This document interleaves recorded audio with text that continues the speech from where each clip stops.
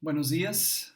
Hoy vamos a estar viendo a Lucas capítulo 24, versículos 36 a 49. Lucas 24, 36 a 49, que dice: Mientras ellos aún hablaban de estas cosas, Jesús se puso en medio de ellos y les dijo: Paz a vosotros. Entonces, espantados y atemorizados, pensaban que veían espíritu. Pero él les dijo: ¿Por qué estáis turbados si vienen a vuestro corazón estos pensamientos? Mirad mis manos y mis pies, que yo mismo soy.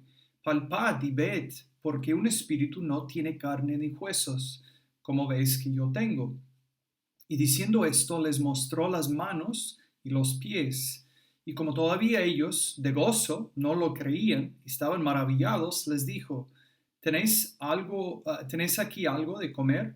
Entonces le dieron parte de un pez asado y un panal de miel, y él lo tomó y comió delante de ellos. Y les dijo: Estas son las palabras que os hablé estando aún con vosotros, que era necesario que se cumpliese todo lo que está escrito de mí en la ley de Moisés, en los profetas y en los salmos. Entonces les abrió el entendimiento para que comprendiesen las escrituras. Y les dijo: Así está escrito, y así fue necesario que el Cristo padeciese y resucitase de los muertos al tercer día, y que se predicase en su nombre el arrepentimiento y el perdón de pecados en todas las naciones, comenzando desde Jerusalén. Y vosotros sois testigos de estas cosas. He aquí yo enviaré la promesa de mi Padre sobre vosotros, pero quedaos vosotros en la ciudad de Jerusalén hasta que seáis investidos de poder desde lo alto. Amén. Bueno, hoy con cristianos en todo el mundo estamos celebrando uno de los eventos más importantes de la historia. Es uno de los eventos más fundamentales para el cristianismo. De hecho, si no fuera por este evento, no existiera el cristianismo. Bueno, me refiero a la resurrección de Jesús de entre los muertos. La veracidad del cristianismo, de hecho, se sostiene o cae con este evento de la resurrección de Jesús. Si Jesús no fue resucitado de entre los muertos, como dice Pablo, nuestra fe es vana. Pero nosotros creemos que sí fue resucitado y que hay buenas razones de creer en su resurrección. Y precisamente porque creemos que Jesús fue resucitado, creemos que el cristianismo es verdad. Entonces hoy vamos a ver esta idea clave. Vamos a ver, como creo que vimos el año pasado en esta misma fecha, vamos a ver que es imposible enfatizar demasiado la importancia de la resurrección para el cristianismo. O sea, la resurrección de Jesús es fundamental y sumamente importante para el cristianismo. Y la manera que quiero que consideremos la resurrección esta mañana es por considerar la historia de la apariencia de Jesús a sus discípulos en la noche del domingo de la resurrección. Vamos a pensar en la afirmación básica que Jesús se levantó de entre los muertos en forma corporal. Y luego vamos a pensar en cómo la muerte y resurrección de Jesús fueron parte del plan de Dios. Después vamos a pensar en el significado de la muerte y la resurrección de Jesús, en lo que cumplen y en cómo nosotros debemos responder. Luego vamos a pensar en cómo sabemos acerca de la resurrección de Jesús. Y finalmente vamos a pensar en aplicaciones para los cristianos y para los no cristianos. Entonces, para darles un poco de contexto para nuestra historia, en la historia antes de esta historia, en los versículos del 13 al 34, Jesús apareció a dos discípulos en el camino a Emaús. Estos discípulos no reconocieron a Jesús, pero mientras caminaban, Jesús había estado compartiendo con ellos, acerca de cómo la muerte y la resurrección del Mesías eran parte del plan de Dios. Y luego, cuando llegaron al lugar donde iban, Jesús comió con ellos. Y cuando lo hizo, ellos se dieron cuenta que era Jesús mismo que había estado caminando con ellos.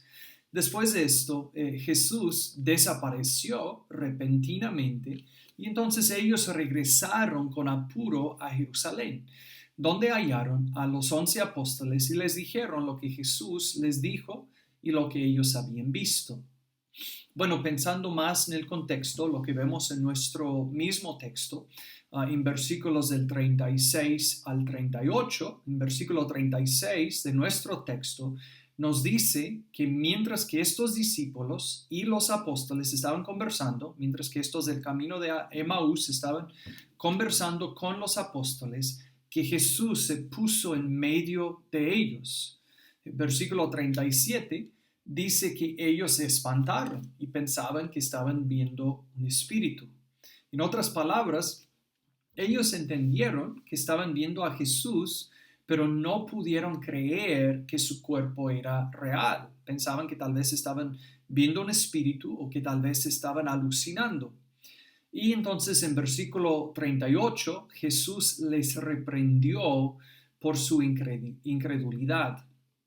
Esto entonces lleva a la afirmación principal que los cristianos hacemos acerca de la resurrección de Jesús, lo cual vemos en versículos del 39 a la primera parte del versículo 44. La afirmación básica es que Jesús se levantó de entre los muertos de manera corporal, o sea, no de manera espiritual, no de manera simbólica, sino que de manera corporal, Jesús que murió se levantó de entre de los muertos. En versículos del 39 a 43, Jesús respondió a las dudas de sus discípulos por darles dos pruebas. Les mostró que tenía un cuerpo real y que este cuerpo real correspondía al mismo cuerpo que había muerto, en el cual él murió. Entonces, en cuanto a la idea que fue el mismo cuerpo, esto vemos en versículos 39 y 40. En estos versículos vemos que Jesús invitó a sus discípulos a mirar y a tocar a su cuerpo. Y les dijo que un espíritu no tiene carne y huesos. Específicamente dice en versículo 40 que les mostró sus manos y sus pies, lo cual probablemente quiere decir que les mostró sus cicatrices, les mostró dónde habían estado los clavos cuando fue crucificado. Entonces, el permitirles ver a sus cicatrices y tocarle, al hacer esto, Jesús demostró a sus discípulos que no solo tuvo un cuerpo real, sino también que fue el mismo cuerpo que había muerto. Ahora, fue el mismo cuerpo, pero a la vez fue diferente. ¿Cómo entendemos esto? Bueno, entendemos que la resurrección de Jesús, de hecho, establece el patrón que nosotros, los creyentes, vamos a seguir. Entonces, tal como Jesús fue resucitado y glorificado, lo mismo pasará a nosotros, que estamos en Cristo. Entendemos que nuestros cuerpos resucitados serían nuestros cuerpos actuales, pero que estos cuerpos serán transformados y glorificados, tal que ya no se van a enfermar, tal que ya no van a morir.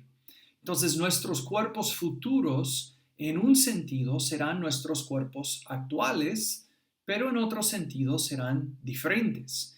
Y vemos esto en el Jesús resucitado. Por un lado, su cuerpo fue diferente.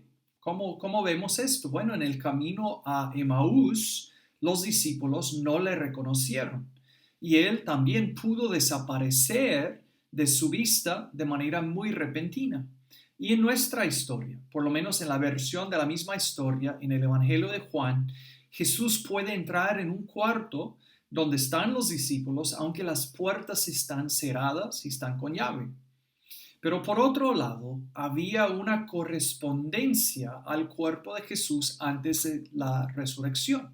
¿Cómo vemos esto? Porque permanecieron los cicatrices.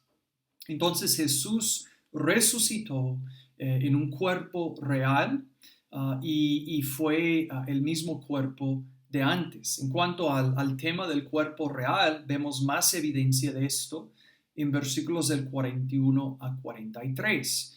En estos versículos Jesús pidió a sus discípulos darle comida y ellos le dieron esta comida que luego él comió en su presencia. Entonces, en esta historia vemos evidencia y un ejemplo de la afirmación básica que nosotros los cristianos hacemos acerca de la resurrección de Jesús.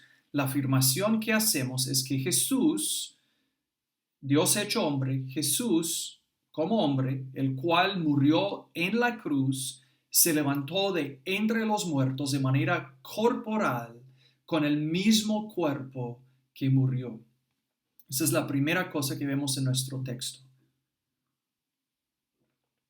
Una segunda cosa que vemos en los versículos del 44 a 46 es que la muerte y resurrección de Jesús eran parte del plan de Dios. En estos versículos Jesús explica a sus discípulos por qué les reprendió.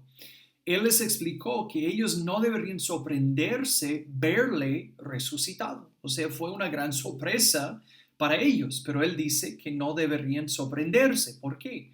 Bueno, él explica esto por explicar que su muerte y resurrección eran parte del plan de Dios y que habían sido profetizados de antemano.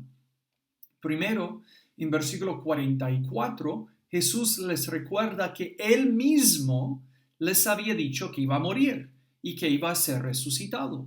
Entonces Jesús mismo profetizó su muerte y resurrección. Dice en versículo 44, estas son las palabras que os hablé.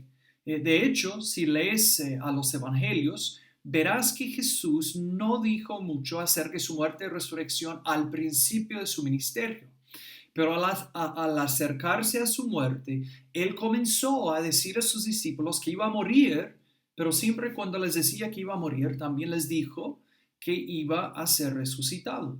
Y les dijo esto varias veces. Aunque leyendo los evangelios nos damos cuenta que ellos, cuando él les dijo acerca de su muerte, nunca quisieron creerle.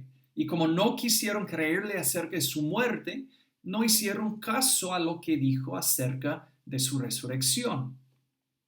Bueno, no solo Jesús profetizó su muerte y resurrección, sino también en la segunda parte del versículo 44 a versículo 46, vemos que el Antiguo Testamento también profetizó su muerte y su resurrección. En la segunda parte del versículo 44, Jesús recordó a sus discípulos que les había dicho que era necesario que se cumpliese todo lo que fue escrito de él en el Antiguo Testamento. En versículo 45, él explica por qué ellos no habían entendido, o el texto explica, porque ellos no habían entendido lo que Jesús les había dicho, y también nos explica lo que hizo Jesús para remediar o para cambiar esta situación. En versículo 45, vemos que ellos no habían entendido porque sus mentes estaban cerradas a la verdad.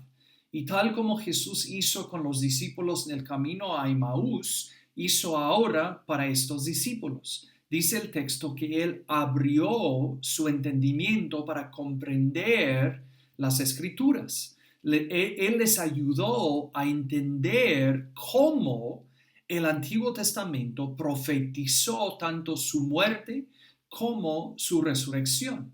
Lucas no nos dice todos los detalles acerca de los textos que él usó del Antiguo Testamento para explicar esto. Pero algunos textos que son muy claros serían, por ejemplo, Isaías 52 y 53, donde el texto menciona no solo la muerte del Mesías, sino también su resurrección.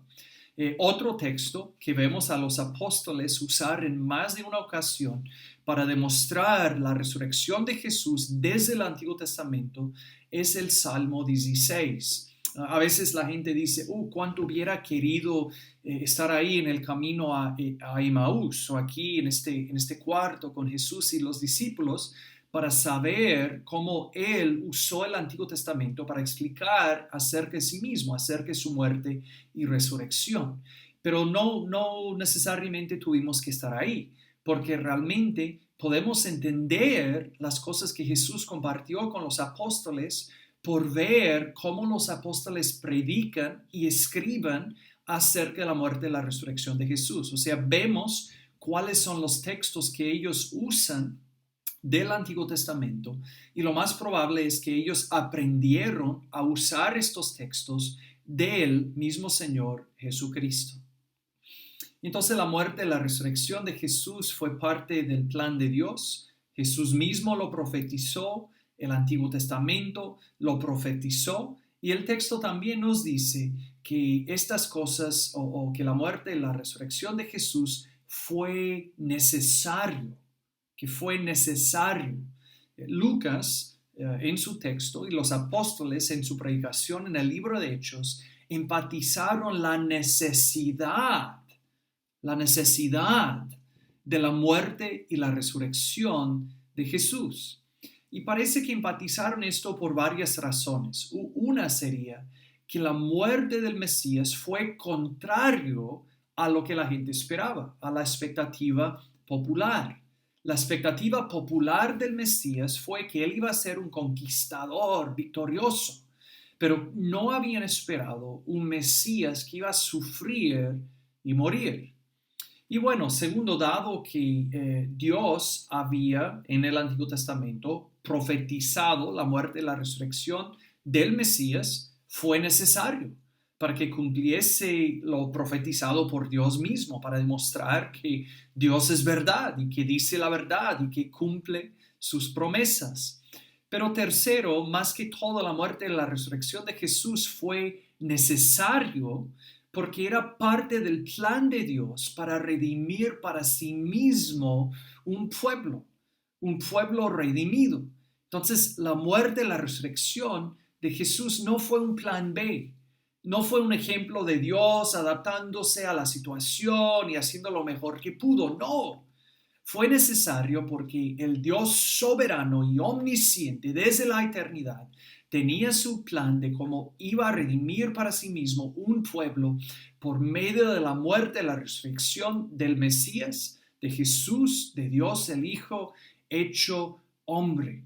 Entonces, estas cosas eran parte del plan de Dios que Él había orquestado con mucho cuidado para salvar a los pecadores que luego vivirán en comunión con Él por la eternidad. Bueno, una tercera gran cosa que vemos en nuestro texto, en versículo 47, es que vemos el significado de la muerte y la resurrección de Jesús. Y déjame decirte a ti, oyente o hermano o amigo que está viendo este video, la muerte y la resurrección de Jesús no simplemente son datos históricos interesantes, sino que tienen relevancia para ti. Significan algo para cada uno de nosotros. Y en versículo 47 vemos un poco acerca del significado de estos eventos. Podemos ver este significado al ver cómo las personas deben responder a lo que Jesús hizo. También vemos el significado al ver lo que la muerte de Jesús cumplió o cuál fue el propósito de su muerte. Vemos el significado al ver también cómo las personas pueden ser salvos y también vemos el significado al ver quiénes pueden ser salvos. Y debo mencionar que según Jesús en versículos 46 y 47, aún la proclamación de estas cosas fue parte de lo que fue profetizado en el Antiguo Testamento. O sea, Dios no solo había profetizado la muerte y la resurrección de Jesús, sino que las noticias acerca de estos eventos también iban a ser proclamados. Esto también había sido profetizado. Bueno, entonces, en primer lugar, Jesús dijo que el mensaje que deben proclamar sus apóstoles a la luz de su muerte y resurrección debe incluir un llamado al arrepentimiento. Arrepentirse quiere decir dar una vuelta. Incluye entonces la idea de rechazar a tu pecado como algo que es ofensivo a Dios. Es reconocer que has ofendido a Dios y lamentar y estar triste por haber ofendido a Dios y querer rechazar a este pecado como algo que es ofensivo a Él, como algo que es feo y que es destructivo. Y incluye entonces al dar la vuelta y al rechazar el pecado, entregarse a Dios y reconocer que Dios es hermoso, que Dios es perfecto, que Dios es deseoso, que lo mejor que existe es Dios mismo y que lo mejor que uno podría experimentar es vivir en comunión con este Dios. Entonces el arrepentimiento implica que el que no conoce a Cristo está concentrado en sí mismo y en su pecado, y que el rumbo de su vida está en la dirección opuesta de Dios. Entonces el dar una vuelta implica rechazar el egoísmo, implica rechazar el dejar que tus deseos pecaminosos y egoístas sean el impulso principal de tu vida. Es decir, ya no quiero que mi vida sea dominada y controlada por mis deseos egoístas y pecaminosos. Quiero rechazar esto y quiero entregarme a Dios y someterme a Él. Y quiero llegar a tener como la meta de mi vida, vivir para Dios, vivir para agradar a Dios, vivir en comunión con este Dios que me ha creado precisamente con el propósito de vivir en comunión con Él. Luego, también entendemos el significado de la muerte y la resurrección de Jesús al entender lo que cumplió con su muerte y resurrección. Y lo que cumplió fue el perdón de los pecados. Jesús dijo que la otra parte del mensaje que resulta de su muerte y resurrección es la proclamación del perdón de los pecados. Y el perdón de los pecados, el ser reconciliado con Dios, es la gran necesidad de la humanidad. Y si tú no eres un cristiano, debes saber que a pesar de las tantas necesidades que tú tienes, de las cuales tú estás consciente, que más que todo tu gran necesidad es ser perdonado y reconciliado al Dios que te ha creado. Entonces esta es la gran necesidad de la humanidad y es el problema que la muerte de Jesús resuelve. Según la Biblia, cada ser humano es un pecador, comete pecado, comete actos de desobediencia y de rebeldía contra Dios. Y lo hace porque es pecador. O sea, netamente en la esencia de lo que es un rebelde, es un pecador, es una persona que está inclinado hacia el pecado y hacia la rebelión. Y dado que es pecador, peca. Y por consiguiente, cada ser humano, incluyéndote a ti si no estás en Cristo todavía, cada ser humano es culpable delante de Dios y ha sido destinado para el juicio de Dios. Y el juicio de Dios no es algo caprichoso, no es algo desordenado o descontrolado, sino que es su respuesta apropiada como un Dios justo y santo al pecado de la humanidad. Y dice la Escritura que los que mueran en esta condición de estar en sus pecados van a continuar en esta condición por toda la eternidad, sufriendo la ira justa de Dios. Entonces la necesidad más grande que tiene cada persona es la necesidad de ser perdonado y reconciliado a Dios. El problema es que los seres humanos no tienen recursos en sí mismos para ganar o para merecer el perdón del pecado. No hay nada que nosotros podríamos hacer para cancelar la culpa de nuestro pecado o de alguna manera para ganar el favor de Dios o el perdón. Entonces, ¿cuál es la conexión entre la muerte de Jesús y el perdón del pecado? Bueno, la conexión es que la muerte de Jesús, que fíjense que estamos viendo que fue parte del plan de Dios, la muerte de Jesús fue una muerte sacrificial como sustituto, o sea, en lugar de otros. Cuando Jesús murió, murió en lugar de otros, en el lugar de todo aquel que confiaría en Él. Y Él murió como un sacrificio. Su muerte pagó la penalidad, es decir, que cubrió la culpa que los pecadores que confían en Él merecían. Entonces, cuando Jesús se levantó de entre los muertos, fue la prueba que la penalidad de nuestros pecados fue pagado.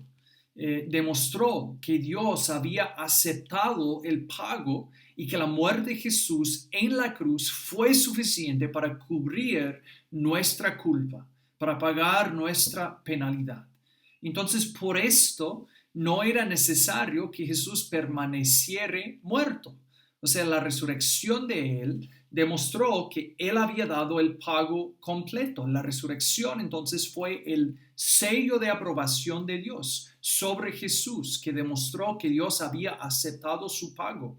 Y su resurrección fue entonces su vindicación, en que Dios demostró que aprobó a Jesús y que Jesús era quien decía ser, y que su muerte entonces tiene el significado que Él dice que tiene.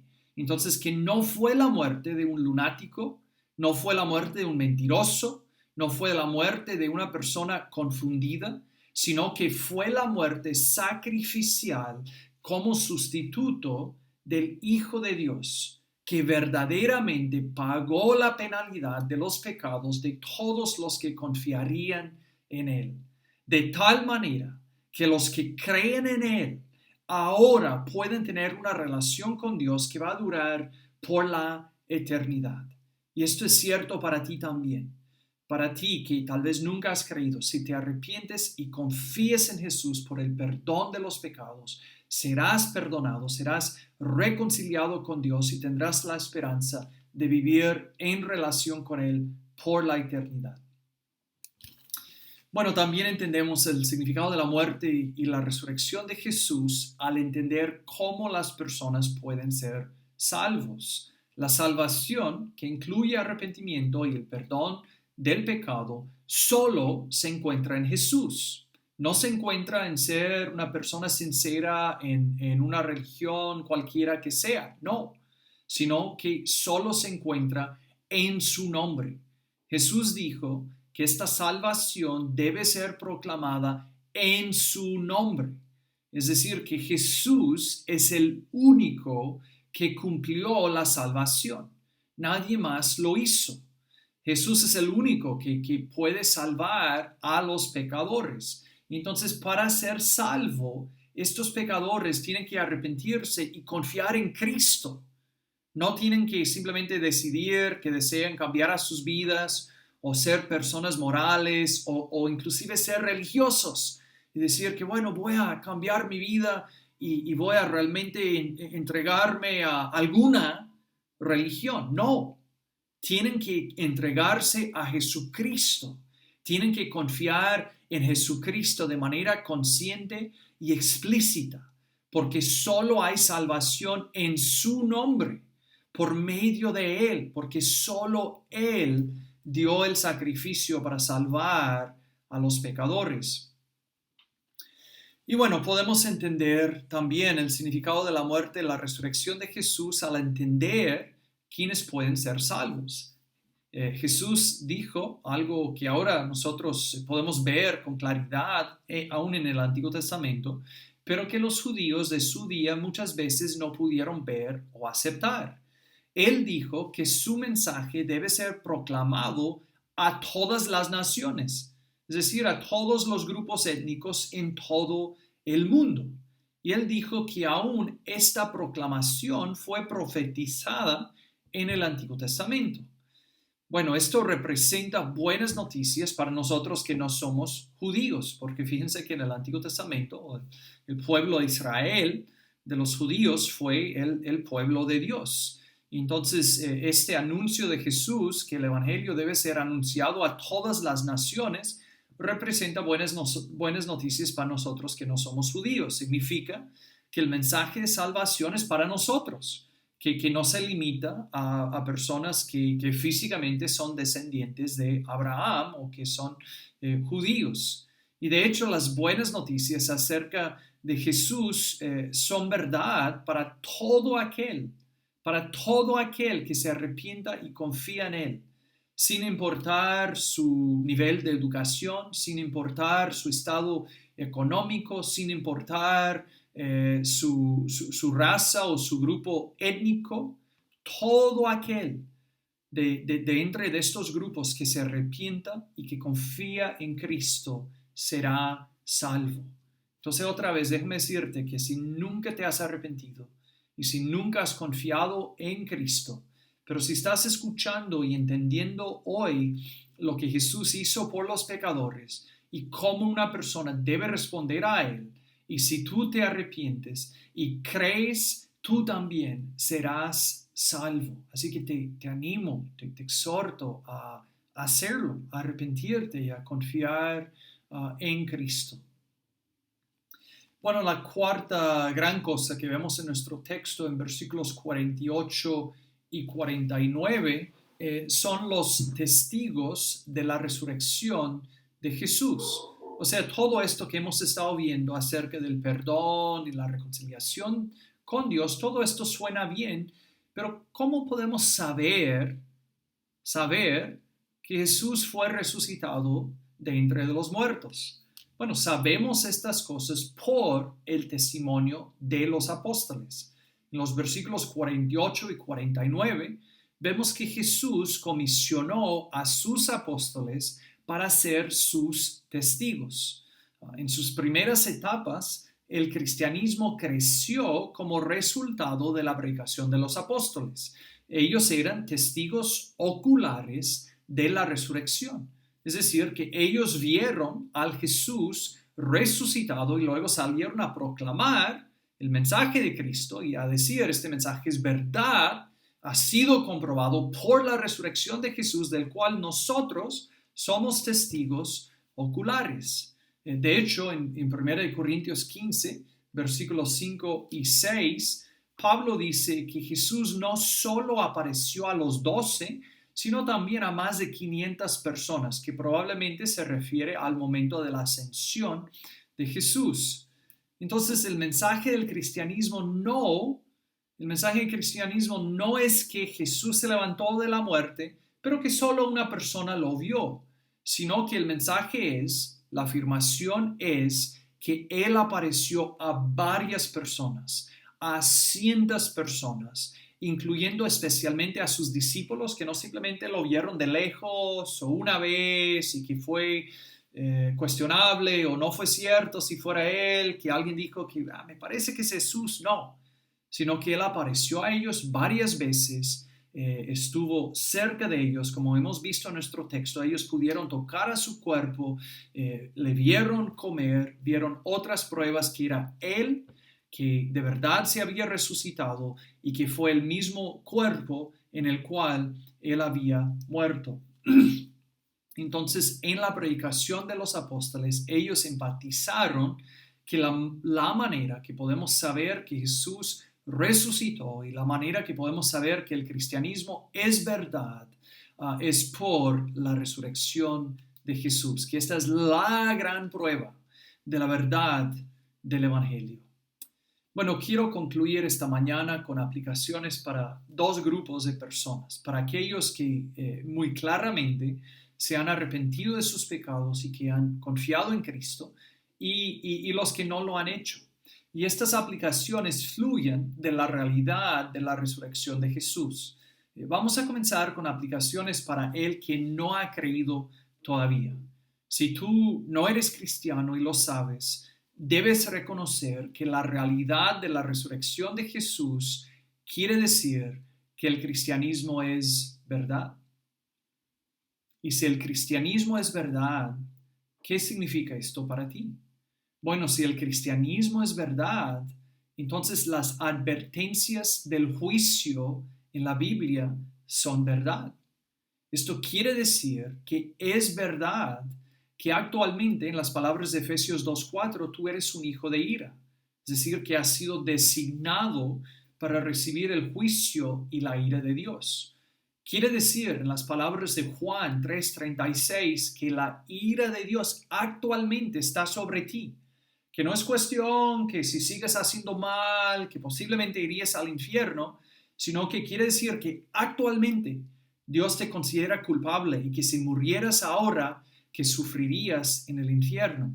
Quiere decir también en las palabras de Juan 3:18 que ya has sido condenado, que al no haber confiado en Cristo ya eres culpable y que si murieras ahora sufrirías bajo el juicio de Dios y su ira por toda la eternidad. Pero las buenas noticias que espero que hayas escuchado hoy es que por medio del Evangelio Dios te extiende una oferta de paz. Dios te ofrece la paz, te ofrece la reconciliación con sí mismo, te ofrece el perdón y la esperanza de la vida eterna. Y si tú te arrepientes y crees en Cristo, serás salvo. Entonces, una vez más, te animo a hacerlo, a reconocer que hay buenas razones para creer que Cristo resucitó, que esto comprueba que es verdad el cristianismo, que es verdad el mensaje del Evangelio, que es verdad que tu necesidad principal es de ser reconciliado con Dios y que es verdad que tú puedes ser reconciliado con Él por medio de Cristo. Así que arrepiéntete y confía en Cristo y serás salvo. Si tienes dudas o preguntas, por favor, contáctanos o habla con un amigo cristiano para que pueda orientarte más. Y finalmente, algunas aplicaciones para el creyente. La resurrección de Jesús es la prueba de la veracidad del cristianismo y esto significa un par de cosas para ti. Primero significa que tu fe en Cristo debe ser lo más importante en tu vida. Si el cristianismo es verdad, entonces por definición, según como Cristo mismo lo define en la Escritura, debe ser lo más importante en tu vida. Aunque es común pensar que podemos crear a nuestra propia versión del cristianismo, que podemos tomarlo como algo muy, muy ligero, que podemos escoger lo que nos gusta y lo que queremos practicar. Pero Jesús nunca lo presentó así. Jesús presentó el compromiso a sí mismo como algo absorbente, que incluye nuestra devoción de todo corazón. Jesús no simplemente nos llama a inscribirnos para ir al cielo, sino que nos llama a ser sus discípulos, a ser sus seguidores. Nos llama a negar a nosotros mismos y a tomar la cruz y a seguirle. Es decir, que nos llama a dejar de ordenar a nuestras vidas alrededor de nosotros mismos. Es lo que hacíamos en nuestro pecado. Nosotros éramos el centro de nuestro universo, ordenábamos a nuestras vidas alrededor de nosotros mismos. Ahora, al ser discípulos de Cristo, debemos rechazar esto. Debemos hacer que la devoción a Dios sea la prioridad más alta en nuestras vidas. Entonces, Cristo nos llama a vivir nuestras vidas para agradar a Él. Entonces, te pregunto, ¿cómo está en tu vida? ¿Has tomado a Jesús de acuerdo a sus propios términos o de repente has buscado crear un cristianismo a tu manera? Tenemos que recibir a Cristo de acuerdo a sus propios términos porque realmente no nos queda otra opción. Entonces, si eres un seguidor sincero de Jesús, tu fe en Él debe llegar a ser la prioridad principal en tu vida. Y bueno, segundo y terminando, la resurrección nos demuestra que nuestra esperanza tiene una base firme y que no es vana. Dado que Jesús resucitó de entre los muertos y dado entonces que el cristianismo es verdad, entonces nuestra esperanza para el futuro llegará a ser realidad. No es un sueño, no es una vana ilusión. Aunque muramos, si Cristo no regrese primero, nuestros espíritus irían al Señor y un día, cuando Cristo regrese, estos espíritus serán reunidos con nuestros cuerpos y estos cuerpos serán glorificados y nunca moriremos jamás y así seguiremos el patrón de Cristo. Y en aquellos cuerpos glorificados viviremos por la eternidad con Dios en un cielo nuevo y en una tierra nueva, disfrutando por la eternidad de la presencia de Dios, la plenitud de gozo. Esta es nuestra esperanza. Y finalmente, la resurrección de Jesús confirma que esta esperanza es real, no es una esperanza vana. Entonces debemos esperar en esta esperanza. No debemos vivir como si este mundo y como si las cosas de este mundo fueran lo único que existen, sino debemos esperar en nuestra esperanza. Y debemos mantenernos firmes en nuestra fe, cueste lo que cueste, estando persuadidos que Cristo resucitó y que nuestra esperanza es segura, es real, y que entonces vale la pena sufrir lo que tengamos que sufrir al vivir para Cristo y al servirle a Él en esta vida. Oremos. Señor, te damos gracias esta mañana por las maravillosas noticias del Evangelio. Gracias por haber dado a Jesús para morir en nuestro lugar y por haberlo resucitado para nuestra justificación, demostrando y comprobando que nuestra esperanza en Él no es vana, sino que es segura. Padre, ayúdanos a vivir para ti y para el Cristo resucitado con devoción de todo corazón. Ayúdanos a esperar en lo que es nuestra esperanza. Y Padre, te pido tener misericordia de y salvar a aquellos que están mirando, que nunca se han arrepentido y que nunca han confiado en Cristo. Te pido esto en nombre de Cristo. Amén. Amén.